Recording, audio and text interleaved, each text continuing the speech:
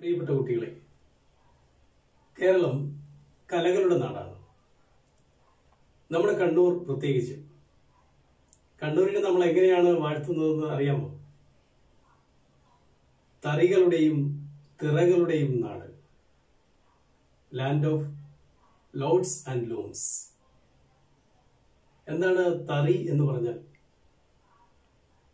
സ്വാതന്ത്ര്യ സമര കാലത്ത് അല്ലെ, സ്വരാജ് എന്ന തത്വം ഉയർത്തിപ്പിടിക്കാൻ വേണ്ടി ഗാന്ധിജി പയ്യന്നൂരൊക്കെ വന്നു.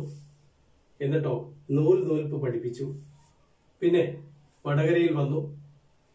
നമ്മൾ സ്വന്തമായി കൈത്തറി വസ്ത്രങ്ങൾ നെയ്തു.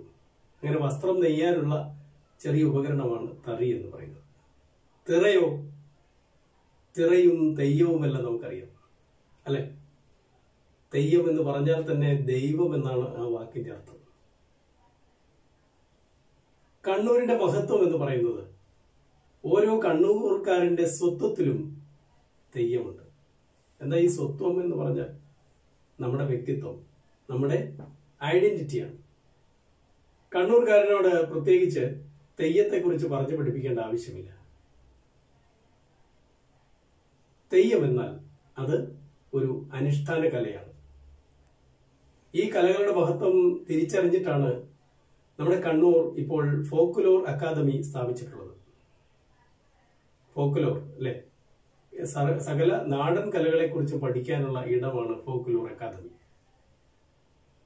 ഓക്കെ, അപ്പോ നമ്മൾ പറഞ്ഞത് തെയ്യത്തെ കുറിച്ചാണ്. തെയ്യം ഒരു അനുഷ്ഠാന കലാരൂപമാണ്. എന്താണ് അനുഷ്ഠാനം എന്നാൽ? കേട്ടില്ലേ? വ്രതാനുഷ്ഠാനം. നോമ്പുകാലമൊക്കെ വ്രതാനുഷ്ഠാനങ്ങൾ എടുക്കാറുണ്ട്. ഏതൊക്കെ നോമ്പുകാലം? ഇപ്പൊ മണ്ഡലക്കാലമാണ്. ശബരിമല ഒക്കെ അല്ലേ, സ്വാമിമാരായി പോകുന്നവരൊക്കെ വ്രതാനുഷ്ഠാനം എടുക്കാറുണ്ട്. അതുപോലെ റംസാൻ മാസം വ്രതം അനുഷ്ഠിക്കുകയാണ്. അനുഷ്ഠിക്കുക എന്ന് പറഞ്ഞാൽ അത് കൃത്യമായി ചെയ്യുക, വ്രതനിഷ്ഠയോടെ ചിട്ടയായി ചെയ്യുക എന്നാണ് അതിനർത്ഥം. തെയ്യം എന്ന് പറയുന്നത് ഒരു അനുഷ്ഠാന കലാരൂപമാണ്. നാടൻ കലകൾ നിരവധിയായിട്ട് നമുക്കുണ്ട്. നമ്മൾ അതിനെ അറിഞ്ഞിട്ടുണ്ട് ചെറിയ ക്ലാസ്സിലൊക്കെ. കൂടുതൽ നിങ്ങൾ അറിയാനിരിക്കുന്നു. അപ്പോ തെയ്യം അനുഷ്ഠാന കലാരൂപം എന്ന് പറഞ്ഞാൽ വളരെ ചിട്ടയായി പാരമ്പര്യമായി പഠിച്ചു വരുന്ന ഒരു കലാരൂപമാണ്. ഈ തെയ്യത്തെക്കുറിച്ച് നമുക്ക് കൂടുതൽ അറിയണം അല്ലെ. വടക്കൻ കേരളമാണ് തെയ്യങ്ങളുടെ കളിയാട്ടങ്ങളുടെ ഇടം എന്ന് പറയുന്നത്. കുംഭമാസമായാൽ കാവുകളൊക്കെ ഉണരും അല്ലെ, ക്ഷേത്രങ്ങളൊക്കെ ഉണരും. പിന്നെ ഉത്സവകാലം തന്നെയാണ്. അത് നമ്മുടെ മനസ്സിൽ ഒരു അനുഭൂതി കൊണ്ട് നിറയ്ക്കും. ഈ തെയ്യങ്ങളെയാണ് നമ്മൾ ഇന്ന് ചർച്ചയ്ക്കെടുക്കുന്നത്. തെയ്യങ്ങൾ എന്താണ്? നമ്മുടെ നാടിന്റെ സംസ്കാരവുമായി നേരിട്ട് ബന്ധമുള്ളവയാണ്. ചില തെയ്യങ്ങളെ നമുക്ക്, തെയ്യക്കോലങ്ങളുടെ ചിത്രം നമുക്ക് പരിചയപ്പെടാം.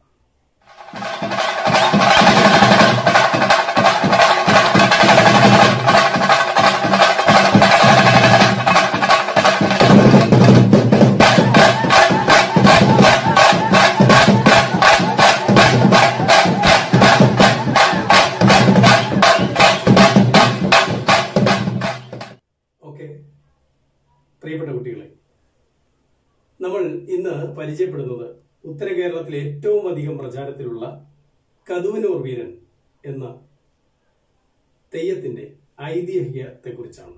ഐതിഹ്യം എന്ന് പറഞ്ഞാൽ എന്താണ്? പരമ്പരയായി അല്ലെങ്കിൽ പരമ്പരാഗതമായി തലമുറകളായി ഒരു തലമുറയിൽ നിന്നും മറ്റൊരു തലമുറയിലേക്ക് കൈമാറ്റം ചെയ്യപ്പെട്ടു വന്ന വീരകഥകളാണ്. ചിലപ്പോൾ അത് പുരാണ കഥകളാവാം, ചിലപ്പോൾ അല്ലെ ജീവിച്ചിരുന്ന ശ്രേഷ്ഠന്മാരായ വ്യക്തിത്വങ്ങൾ തെയ്യങ്ങളായി, തെയ്യക്കോലങ്ങളായി വന്നതാവാം അല്ലെ. ഇതൊക്കെയാണ് ഐതിഹ്യം എന്ന് പറയുന്നത്. അപ്പോ നമ്മള് കതുവനൂർ വീരൻ എന്ന തെയ്യത്തിന്റെ ഐതിഹ്യ കഥയിലേക്ക് കടക്കുകയാണ്. കതിവനൂർ വീരനെ നോൻപു നോത്തിരുന്നു, മാമയിൽ പീലി പോലഴകോലും ചെമ്മരത്തി. കതിവനൂർ വീരന്റെ കഥ തന്നെയാണ്. എല്ലാവരും പുസ്തകം എടുത്ത് തയ്യാറായല്ലോ. കതുവനൂർ വീരൻ മാങ്ങാട്ട് മണിഗ്രാമത്തിന്റെ മനസ്സിലെ മായാത്ത ഓർമ്മ, ധീരയോദ്ധാവ്. മേത്തളിയില്ലത്ത് കുമരപ്പന്റെയും പരക്കയില്ലത്ത് ചക്കിയമ്മയുടെയും മകൻ. ഏറെക്കാലത്തെ ദാനധർമ്മങ്ങളുടെയും വ്രതപൂജകളുടെയും ഫലമായി പിറന്നവൻ.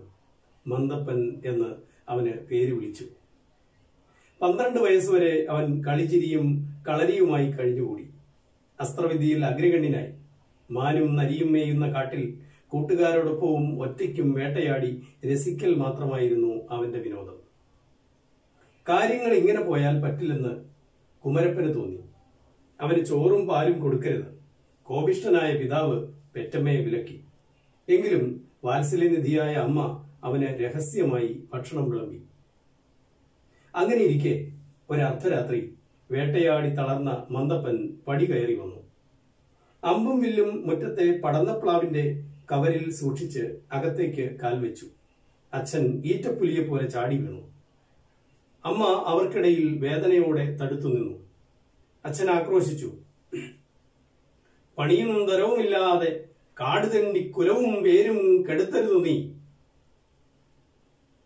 പണിയെടുക്കാൻ പണിക്കാരത്തി പെറ്റതല്ല എന്നെ. തൊരമെടുക്കാൻ ഞാൻ തൊരക്കാരത്തിയുടെ മോനല്ല. മന്ദപ്പൻ തിരിച്ചടിച്ചു. ആകെ ബഹളമയം. അവിടെ അന്ന് ആരും ഉറങ്ങിയില്ല. തിരിഞ്ഞും മറിഞ്ഞും കിടന്ന് നേരം വെളുപ്പിച്ചു മന്ദപ്പൻ. കിഴക്ക് ചെന്നിറം പടർന്നു. പടന്നപ്ലാവിന്റെ പൊത്തിൽ അവൻ പരതി. അമ്പും വില്ലും കാണാനില്ല.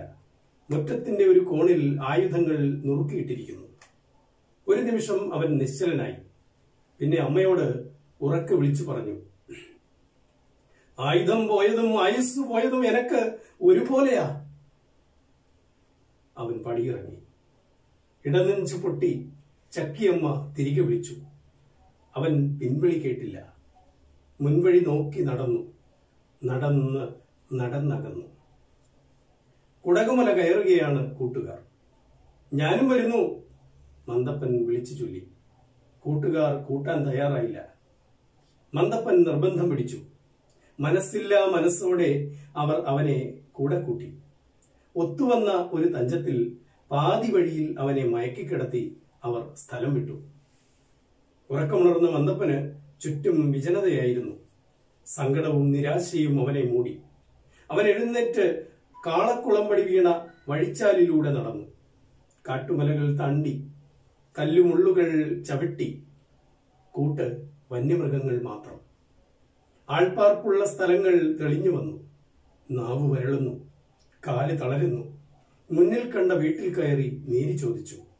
വാതിൽ തുറന്ന് ഒരമ്മ ഉമ്മറത്തിറങ്ങി. വാത്സല്യം കിനിയുന്ന മുഖം, കാരുണ്യം തുളുമ്പുന്ന കണ്ണുകൾ. അവരവന് കാച്ചിത്തണുപ്പിച്ച പാല് നീട്ടി. പാല് കുടിച്ച് നന്ദി ചൊല്ലി മന്ദപ്പൻ ഇറങ്ങി. കാലുകൾ നീട്ടി വലിച്ചു നടന്നു. നടവഴികൾ പിന്നിട്ടു. കാട്ടുപാതകൾ ചവിട്ടി. അകലേതാ കാളമണികളുടെ കിലുക്കം. കൂട്ടുകാർ തന്നെ. അവരെ കാണാതെ ഒഴിഞ്ഞ് വേഗത്തിൽ മന്ദപ്പൻ നടന്നു. മലകൾ കയറി കാടു താണ്ടി കുടകിലേക്ക്. ഈ വഴിയിൽ എവിടെയോ ആണ് കതുവനൂരമ്മാവന്റെ വീട്. കാളമ്മൻ എന്ന കുടകൻ അവന് വഴികാട്ടി. നേരമ്മാവന്റെ പടിപ്പുരയും കടന്ന് അവൻ തൊണ്ടയനക്കി വിളിച്ചു. സിംഹപരാക്രമിയായ പട്ടിയാണ് ഓടി വന്നത്. അവൻ ധൈര്യം കൈവിട്ടില്ല. തൊണ്ട പൊട്ടി വിളിച്ചു, നേരമായി, നേരമായി.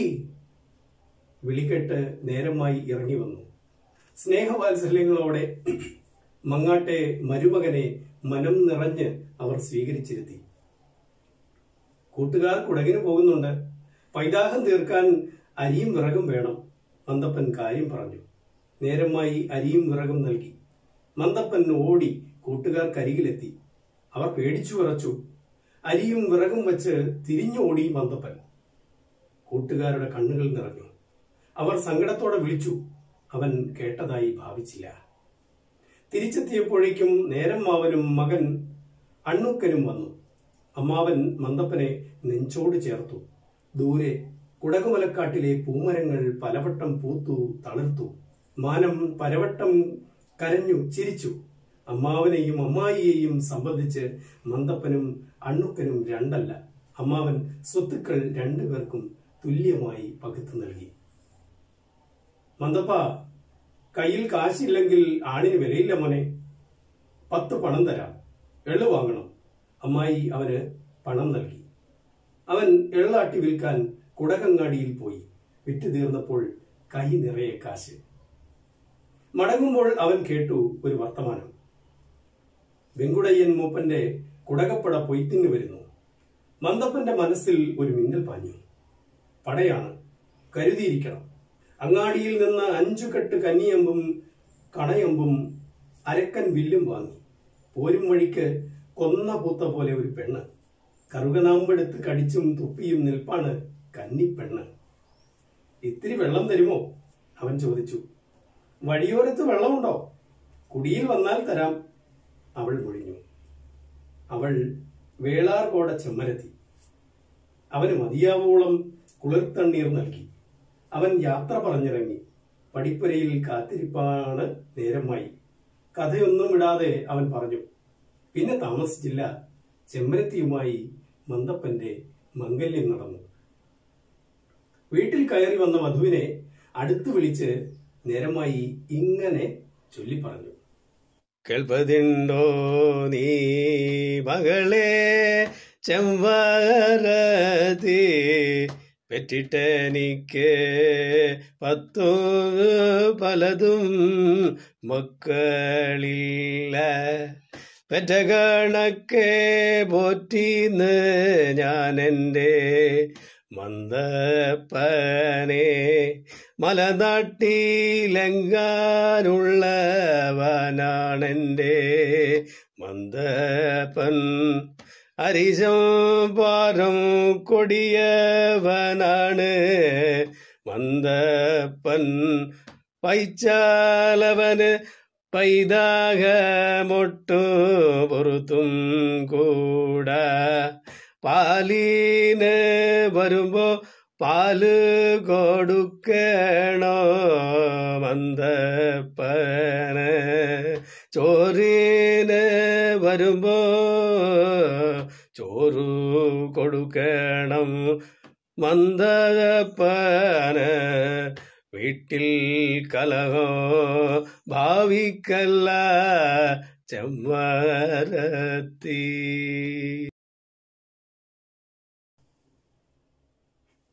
ചെമ്മരത്തി എല്ലാം തലകുലുക്കി കേട്ടു.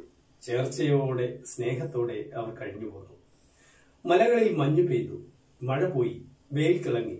ചെമ്മരത്തിക്ക് അവനോടുള്ള ഇഷ്ടം കുറഞ്ഞു കുറഞ്ഞു വന്നു. തഞ്ചവും തരവും നോക്കി അവൾ അവനെ കുറ്റപ്പെടുത്തും. പായാരം പറയും. ചെമ്മരത്തി കൈവിട്ടു പോവുകയാണോ? മന്തപ്പന് സംശയമായി. നാട്ടാർ പിറുപിറുക്കുന്നത് എന്താണ്? ഒരിക്കൽ മന്തപ്പൻ ഉണ്ണാനിരിക്കുകയാണ്. മുന്നിൽ ചോറും കിണ്ണവും വെച്ച് ചെമ്മരത്തി പിറുപിറുത്തു. പണിയും തരവും എടുക്കാതെ എത്ര നാളിങ്ങനെ തിന്നാൻ പറ്റും? കരിവീട്ടിക്കാതൽ പോലുള്ള ഈ തടി പിന്നെന്തിനാ? അവൻ ഞെട്ടിത്തറിച്ചു. അപ്പോഴാണ് പുറത്ത് പടവളി ഉയർന്നത്. വെങ്കുടയ്യൻ മൂപ്പന്റെ കുടകുപട. എന്റെ ചുഴലി ഭഗവതിയെ, മുഷിഞ്ഞ നേരത്താണല്ലോ പടയെടുപ്പ്, അവൻ സ്വയം മന്ത്രിച്ചു. മന്ദിച്ചു നിൽക്കാൻ സമയമില്ല. നാടിനെയും നാട്ടുകാരെയും കാക്കണം. കന്നും കൃഷിയും കാക്കണം. കുന്നും കാടും കാക്കണം. പുഴയും വഴിയും കാക്കണം. മന്തപ്പൻ അമ്പും വില്ലും തോളിലേറ്റി അങ്കക്കലിയുണർന്ന് അവൻ കുതിച്ചു പാഞ്ഞു. കരുത്തരായ കുടകപ്പടയെ നേരിട്ടു. അവന്റെ കണ്ണുകൾ തീജ്വാലയായി. അവന്റെ ശ്വാസം കൊടുങ്കാറ്റായി. ഉടൽ ഇടിമിന്നലായി. വിയർപ്പ് കടലായി. കൈകൾ മെയ്ക്കരുത്തിന് പരിചയായി. മെയ്ക്കരുത്ത് കൈകൾക്ക് തുണയായി. കളരി പരമ്പര ദേവതകൾ അടിമുടി നിറഞ്ഞ് ഉറഞ്ഞ് തെയ്യാട്ടമായി. മഴപ്പാറ്റകൾ പോലെ ശത്രു സൈന്യം കരിഞ്ഞു വീണു.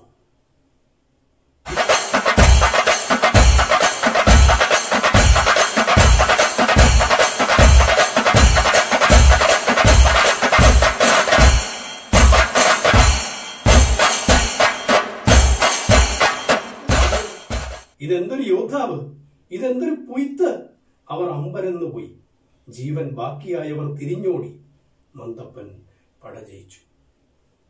ഉദിച്ചുയരുന്ന സൂര്യനെപ്പോലെ പുരുഷാരത്തിന് മുന്നിൽ മന്തപ്പൻ ജ്വലിച്ചു നിന്നു. എവിടെയോ ഒരു വേദന. അവൻ പരതി. ഇടതു കൈയിലെ മോതിരവിരൽ പൊയ്ത്തിനിടയിൽ അറ്റുപോയിരിക്കുന്നു. വിരലിൽ പൊന്നണിയിച്ച ചെമ്മരത്തിയെ പൊടുന്നനെ അവൻ ഓർത്തു. പൊയ്ത്തിനിറങ്ങുമ്പോൾ അശ്രീകരം ചൊല്ലിയവൾ. എന്നാലും ചെമ്പരത്തിയെ! മന്ദപ്പന്റെ മനസ്സിലെ സൂര്യൻ മങ്ങി. ഈ ജയത്തെക്കാൾ ശത്രുവിന്റെ വാളേറ്റ് വീഴുന്നതല്ലേ നല്ലത്? പിന്നൊട്ടും താമസിച്ചില്ല. ആയുധം കയ്യിലെടുത്ത് അവൻ പാഞ്ഞു. കൊടുങ്കാറ്റുപോലെ അലറി വിളിച്ച് ശത്രു സൈന്യത്തിന്റെ നടുവിലേക്ക് വിരിമാറുകാട്ടി അവൻ നിവർന്നു നിന്നു. അവർ അവനെ തുണ്ടം തുണ്ടമാക്കി. നേരം മാവനും അമ്മായിയും മച്ചുനനും അലമുറയിട്ട് പാഞ്ഞെത്തി. കണ്ണീരും കയ്യുമായി അവർ മന്ദപ്പന് ചിതയൊരുക്കി. തീ ആളിപ്പടർന്നു. അന്നേരം എവിടെ നിന്നോ ചെമ്മരത്തി ഒരു ഭ്രാന്തിയെപ്പോലെ അലമുറയിട്ട് ഓടി വന്നു. ചിതാഗ്നിയിലേക്ക് അവൾ ഓടിക്കയറി. തീജ്വാലകൾ മേലോട്ട് പടർന്നു കയറി. ആകാശം അഗ്നിവർണമായി. ശവദാഹം കഴിഞ്ഞ് അമ്മാവനും കുടുംബവും മടക്കമായി. പുഴക്കരയിലെത്തിയപ്പോൾ കടവിൽ മന്ദപ്പനും ചെമ്മരത്തിയും കുളിക്കുന്ന മായക്കാഴ്ച കണ്ട് അണ്ണുക്കൻ നടുങ്ങി. ഓടിയെത്തിയപ്പോൾ നനഞ്ഞ കല്ലും കടവും പുല്ലും ഭൂമിയും മാത്രം. കതുവനൂർ എത്തിയപ്പോഴും മായക്കാഴ്ചകൾ തുടർന്നു.